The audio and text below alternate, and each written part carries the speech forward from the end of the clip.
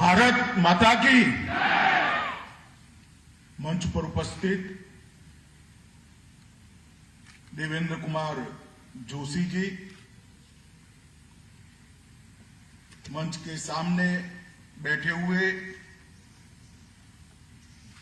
अंडमान निकोबार के सांसद महोदय, भारतीय जनता पार्टी के अध्यक्ष महोदय, गृह विभाग और यहां के प्रशासन के सभी वरिष्ठ अधिकारीगण और आज इस कार्यक्रम में उपस्थित प्यारे भाई और बहनों,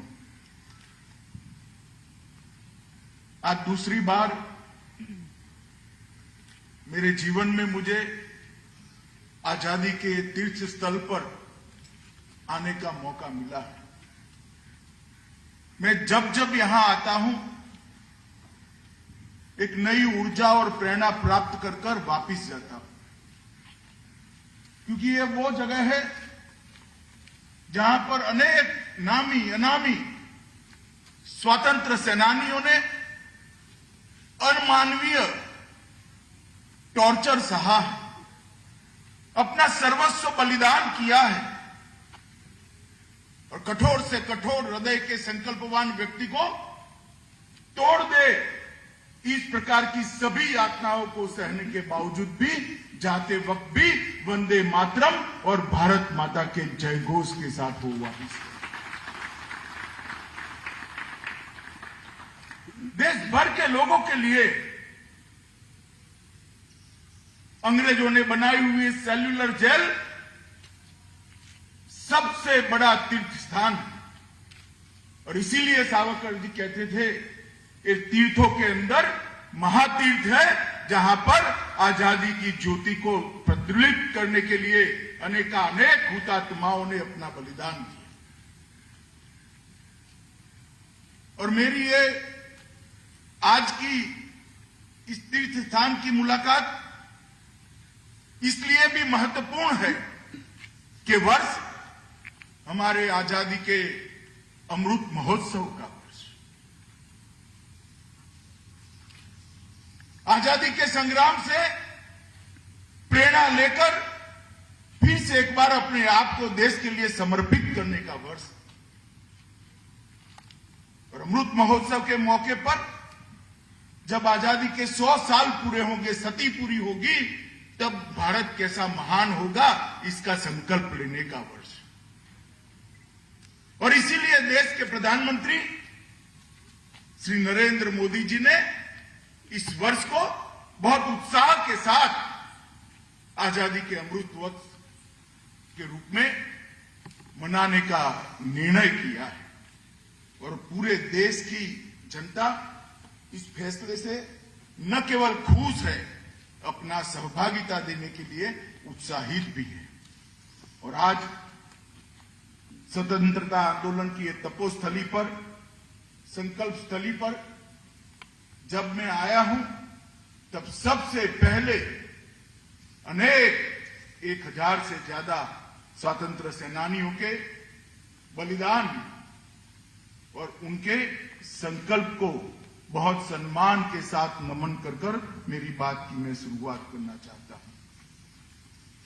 मित्रों, आज विजयादशमी के दिन को हम पूरे भारतवर्ष में बुराई पर अच्छाई के विजय के प्रतीक के रूप में मनाते हैं और आजादी का एक तीर्थ स्थल भी बुराई पर अच्छाई के विजय का प्रतीक है। यहीं पर एक संकल्प लिया गया था, भारत देश को, भारत माता को कोई गुलाम नहीं रख सकता। कितना भी ताकतवर शासन हो, उनको कोई अधिकार नहीं है इस महान देश पर शासन करने का। हम स्वतंत्र होंगे और अपनी विजय का हम खुद लेंगे। और आज देखिए, आजाद हुए 75 साल हो गए और मोदी जी के नेतृत्व में भारत ने दुनिया के अंदर अपना स्थान प्रथम पंक्ति के डेमोक्रेटिक कंट्री के नाते प्रस्थापित किया है। मुझे लगता है आज जहां पर भी इस सारे हुतात्माओं की जहां पर भी उपस्थिति होगी, इनके मन को सुकून और शांति का अनुभव होता है। क्योंकि अब जो रास्ता मोदी जी के नेतृत्व में भारत ने आगे बढ़ाया है, जिस रास्ते पर चलने का निर्णय किया है और जिस रास्ते पर 7 साल के अंदर एक बहुत लंबी मजल हम काट कर यहां खड़े हैं, वो पीछे मुड़ने का रास्ता नहीं है, आगे बढ़ने का रास्ता है। और सावरकर और सन्याल जैसे, भाई परमानंद जैसे वीर स्वतंत्र सेनानियों की संकल्पना का भारत बनाने का रास्ता है। इसलिए मुझे आज यहां आकर बहुत बहुत आनंद भी होता है और बहुत उष्मा भी मैं महसूस करता हूं। आज स्वतंत्र वीर सचिन सन्याल की कोठरी में जाकर उनके चित्र पर माल्यार्पण किया। मेरे जैसे व्यक्ति के लिए भाव विभोर होने वाला क्षण। शायद ये सभी स्वतंत्र सेनानियों में सचिन सन्याल जी एक ही व्यक्ति थे जिनको 2 बार काला पानी में लाया गया था और 2 बार सजा हुई थी। और पश्चिम बंगाल का हमारे स्वतंत्रता के संग्राम में बहुत बड़ा विशिष्ट योगदान रहा। मैं जब यहां आता था तो 1938 तक के सारे स्वतंत्र सेनानियों को जिनको यहां लाया गया, उनकी सूची बड़े सम्मान के साथ यहां बनाई है, उसको देखा। बंगाल को ही ये गौरव प्राप्त है कि सबसे ज्यादा स्वतंत्र सेनानी बंगाल और पंजाब से यहां गए। और ये पूरे देश के लिए गौरव की बात है कि सचिन सन्याल इतनी यातनाएं सहन करने के बाद जब वापस गए, फिर भी इन्होंने अंग्रेजों के खिलाफ संघर्ष नहीं रोका और मां भारती को गुलामी की जंजीरों से स्वतंत्र कराने का अपना अभियान भी नहीं रुका। फिर से आना पड़ा, परंतु वो अभियान उन्होंने चालू किया। ये पुण्यात्माओं का मैं आज यहां पर आशीर्वाद भी मांगता हूं और उनसे प्रेरणा भी प्राप्त कर फिर से एक बार अपने आप को महान भारत के संकल्प के लिए मैं समर्पित करता हूं। मित्रों, आज जब हम यहां बैठे हैं,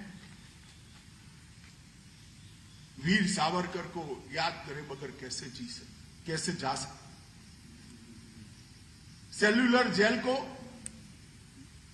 सावर जी के मनोभाव से तीर्थ स्थान बनाने का काम सावरकर जी ने करा। उन्होंने पूरी दुनिया में एक संदेश दिया कि कितने भी जुर्म कर लो, कितनी भी यातनाएं दे दो, कितने भी अमानवीय बर्ताव कर लो, मगर मेरे अधिकार को आप रोक नहीं सकते और मेरे देश को स्वतंत्र करने का मेरा अधिकार है, ये जन्मसिद्ध अधिकार है। इसकी सिद्धि यहां वीर सावरकर ने करी।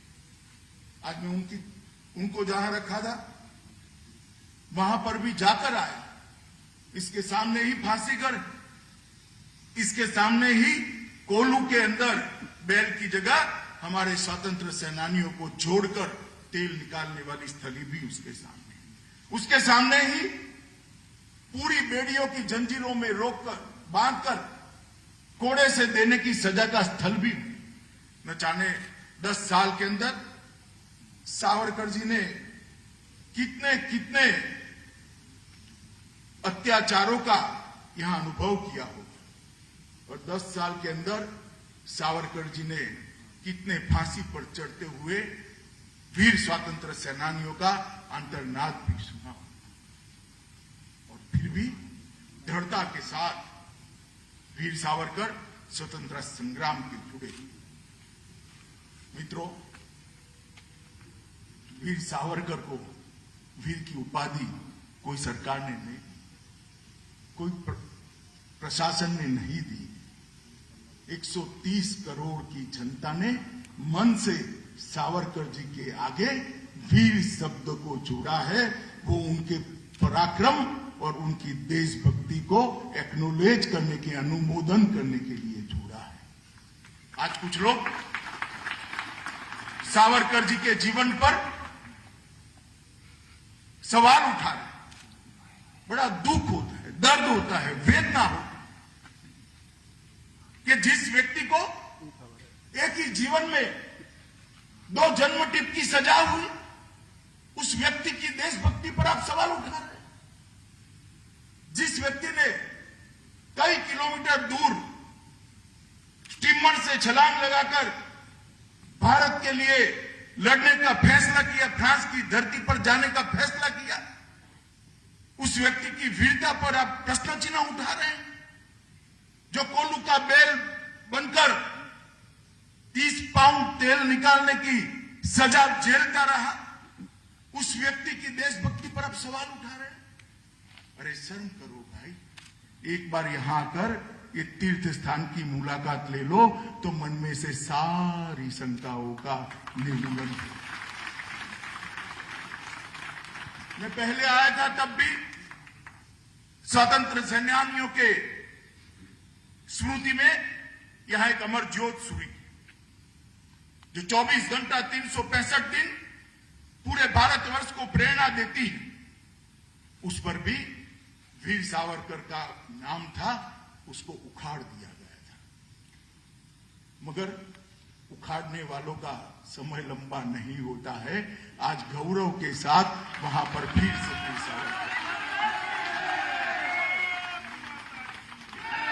सावरकर जी के पास भी सारी सुविधाएं थी कि अपने व्यक्तिगत जीवन को अच्छा कर सके।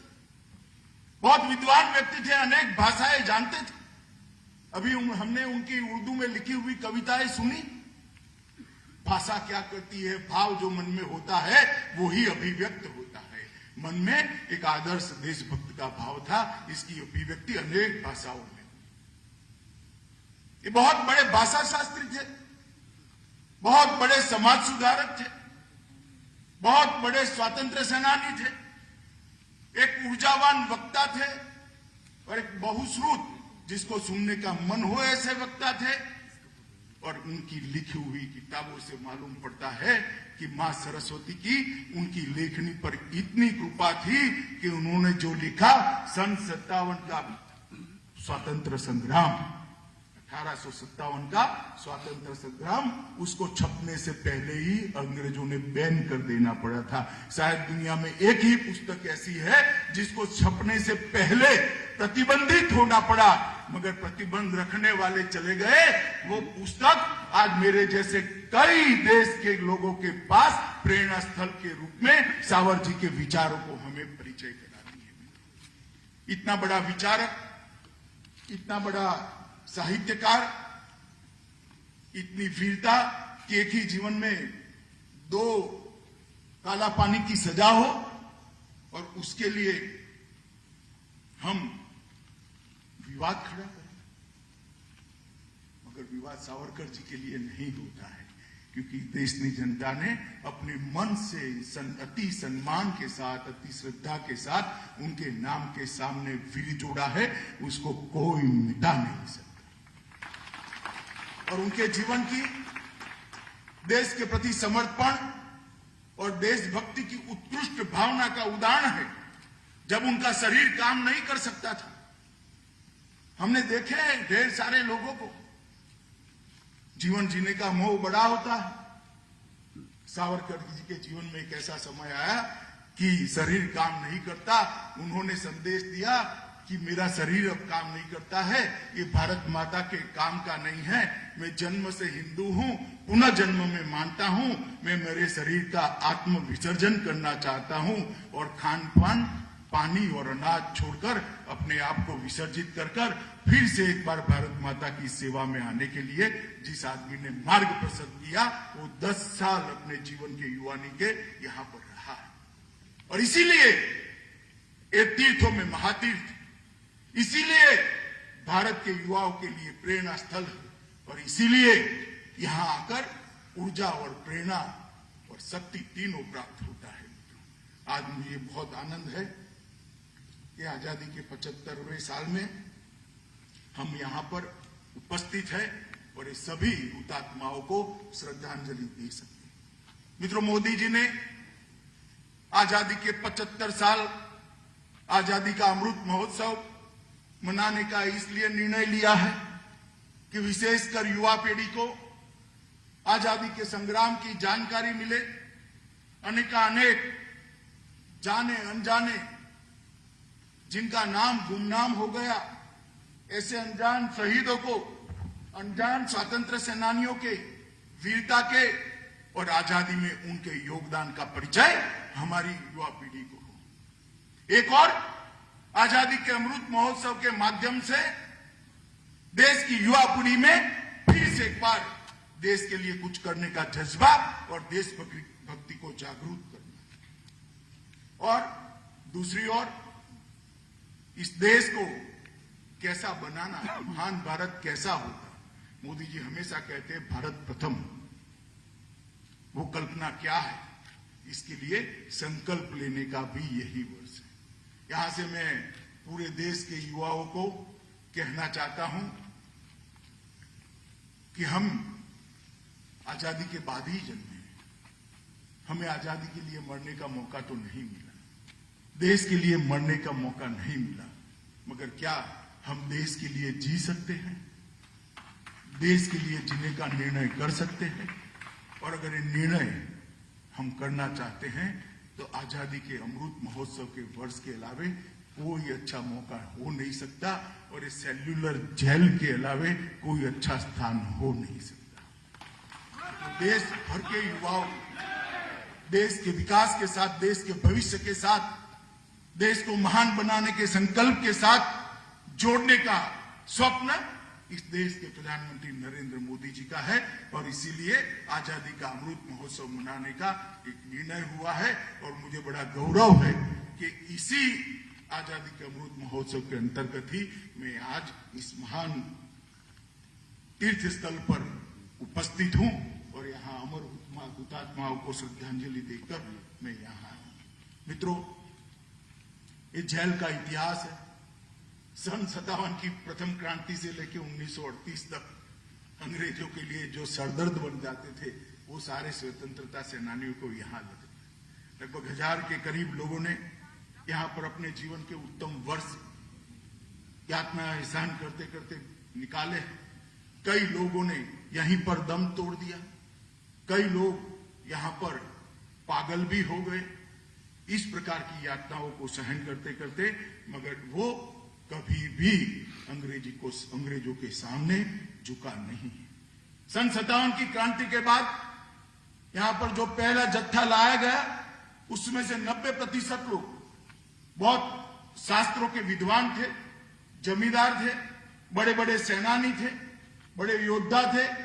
ऐसे लोगों को यहां मजदूरी कराकर जेल बांधने के काम में लगा दिया गया था, मगर फिर भी इन्होंने माफीनामा नहीं दिया। फिर भी इन्होंने मन से देशभक्ति की ज्वाला को जरा एक समय के लिए भी बुझने नहीं दिया। लड़ते रहे, अपने जीवन तक लड़ते रहे।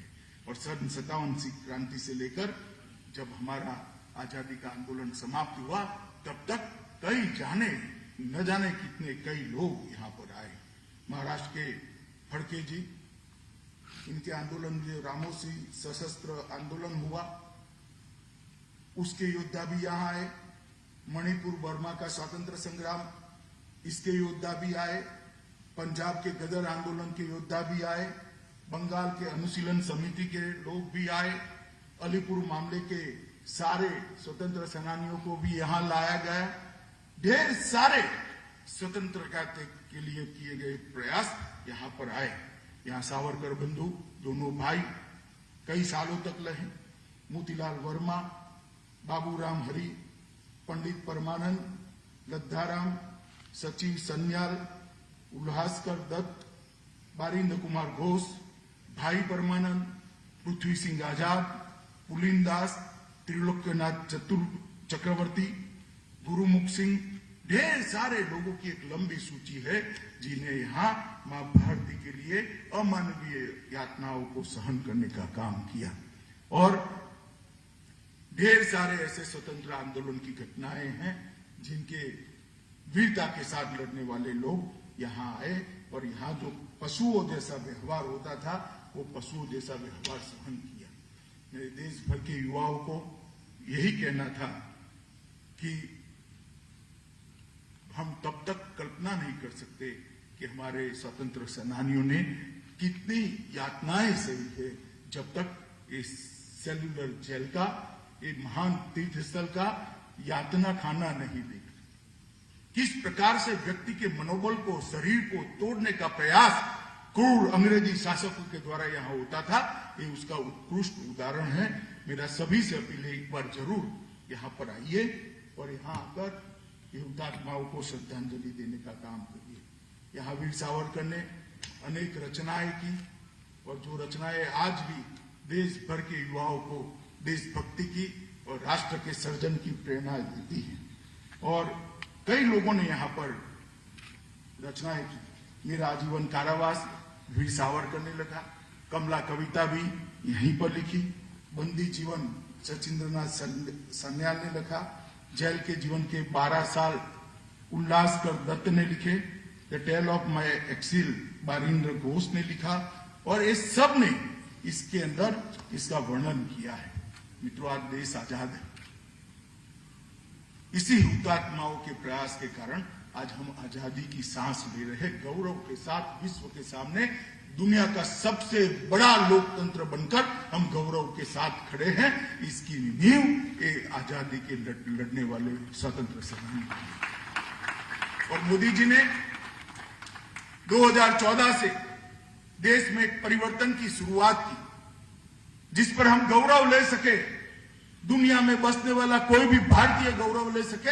इस प्रकार के भारत की रचना की, इस प्रकार के भारत के निर्माण की शुरुआत 2014 से मोदी जी ने करी, जिसमें संस्कृति और इतिहास की सुगंध भी होगी, आधुनिक जरूरियातें भी सभी पूरी की जाएगी और विकास की दृष्टि से सब में पूरी दुनिया में उत्कृष्टता होगी, जो सुरक्षित भी होगा, समृद्धि भी होगा और संस्कारित भी होगा। ऐसे भारत की रचना का एक बीड़ा मोदी जी ने उठाया। मैं अंडमान निकोबार की ही बहुत अल्प समय में बात करना चाहता हूं। यहां पर जो कनेक्टिविटी का प्रॉब्लम था, इसके लिए मोदी जी ने 2018 में सबमरीन ऑप्टिकल फाइबर की नींव रखी। ये योजना का नींव रखा, बहुत कठिन योजना, मगर 2020 अगस्त में मोदी जी ही ने इसका लोकार्पण करने का काम किया। मोदी जी ने एक नई कार्य संस्कृति बनाई। पहले एक सरकार योजना बनाती थी, 5 साल के बाद दूसरी सरकार नींव कर रखती थी, तीसरी सरकार बनाने का काम करती थी और चौथी सरकार उसका उद्घाटन करती थी। मोदी जी ने एक नई कार्य संस्कृति बनाई है। नींव भी उनकी ही सरकार करती है और उद्घाटन भी उनकी ही सरकार करती है। मैं मानता हूं कि विकास की दृष्टि से और एडमिनिस्ट्रेशन को किस तरह से चलाया जा सकता है, इसके उत्कृष्ट उदाहरण है। और यहां पर ये अंडमान निकोबार में भी दिखाई पड़ता है, क्योंकि 18 में नींव डालना और 2020 में इसका उद्घाटन करना, 1224 करोड़ का समंदर के अंदर ये केबल बिठाना, 12 प्रमुख द्वीपों को जोड़ना और पोर्ट ब्लेयर में 200 Gbps तथा अन्य द्वीपों में 100 Gbps की दूरसंचार की बैंडविड्थ उपलब्ध कराना, मैं मानता हूं ये भगीरथ काम 2 साल में पूरा किया है। यहाँ एक फ्लैग पॉइंट भी मोदी जी ने बनाया। नेताजी यहां आए थे, सबसे पहला अंग्रेजों से स्वतंत्र होने का सम्मान भारत में अगर किसी भूभाग को है तो अपने अंडमान निकोबार को है। भारत का राष्ट्रध्वज सबसे पहले नेताजी ने 43 में यहां पर फहराया था और वही जगह पे 100 फुट ऊंचा तिरंगा फहराने का काम हमारे प्रधानमंत्री नरेंद्र मोदी ने 3 द्वीपों का पुनः नामकरण भी किया। हैवलॉक द्वीप का नाम बदलकर स्वराज द्वीप, जो सारे हुतात्माओं को श्रद्धांजलि के रूप में नामकरण किया। नील द्वीप के नाम शहीद द्वीप, जिन्होंने यहां अपने जान का बलिदान दिया, उनको श्रद्धांजलि देने का काम किया। और रोस द्वीप का नाम नेताजी सुभाष चंद्र बोस द्वीप रखा गया, क्योंकि भले सुभाष चंद्र बोस ने 2 साल के अल्पकाल के लिए इस भूमि को स्वतंत्र कराया था, मगर अब चिरकाल के लिए, सनातन काल के लिए भूमि स्वतंत्रता प्राप्त कर चुकी है। इसका प्रतीक ये सुभाष चंद्र बोस द्वीप है, इसीलिए इसका नाम रखा गया। अक्षय ऊर्जा परियोजनाएं 20 megawatt ground mounted solar power plant की स्थापना की गई। इलेक्ट्रिक कारें और बसों का उपयोग यहां पर बढ़ाया गया है। 500 यात्री व 150 टन मालवाहक जहाजों का यहां शुरुआत किया गया है। स्मार्ट मीटरिंग पूरा हो चुका है। धानी खाड़ी बंद की ऊंचाई बढ़ाकर पीने का पानी का व्यवस्था किया गया है। मेडिकल कॉलेज 2015 में ही यहां शुरू कर दिया गया है। जल जीवन मिशन के तहत द्रुत गति से काम शुरू हो गया है। प्रधानमंत्री स्वनिधि योजना के तहत लगभग 478 ऋण स्वीकृत किए गए हैं, जो 100% के बाहर है। प्रधानमंत्री सहज बिजली हर घर योजना, वो उसका 100% लक्ष्य हासिल कर दिया गया है। एक राष्ट्र एक रेशन कार्ड यहां पर लागू कर दिया गया है। स्वास्थ्य और कल्याण केंद्र उसके 95 लक्ष्य के मुकाबले 129 स्वास्थ्य और सेहत केंद्रों की स्थापना करने का काम भी पूरा कर दिया गया है। पूरे लक्षद्वीप में कोई माता को केरोसिन जलाकर, लकड़ियां जलाकर खाना न पकाना पड़े, ये अंडमान निकोबार को धुआं मुक्त करने का काम प्रधानमंत्री जी के नेतृत्व में हो गया है और यहाँ पर भी देश की तरह एक विकास की बाहर आएगी। तो आज मैं फिर से एक बार यहाँ जाने अनजाने अनेक हुतात्माओं और देश भर में जिन्होंने आजादी के लड़ते लड़ते अपना जीवन का सर्वश्रेष्ठ काल समर्पित किया मां भारती के चरणों में, और कुछ लोगों ने अपना पूरा जीवन ही बलिदान कर दिया। कई लोग अपनी पढ़ाई लिखाई छोड़कर आजादी के आंदोलन में लगे, अपनी पूरी भविष्य, अपना पूरा कैरियर भारत मां के चरणों में समर्पित किया। उन सभी के बलिदान और समर्पण को मैं नमन करता हूं और फिर एक बार वीर योद्धा सावरकर जी की स्मृति में मेरा प्रणाम कर मेरी बात को विराम देता हूं। वंदे मातरम। धन्यवाद महोदय।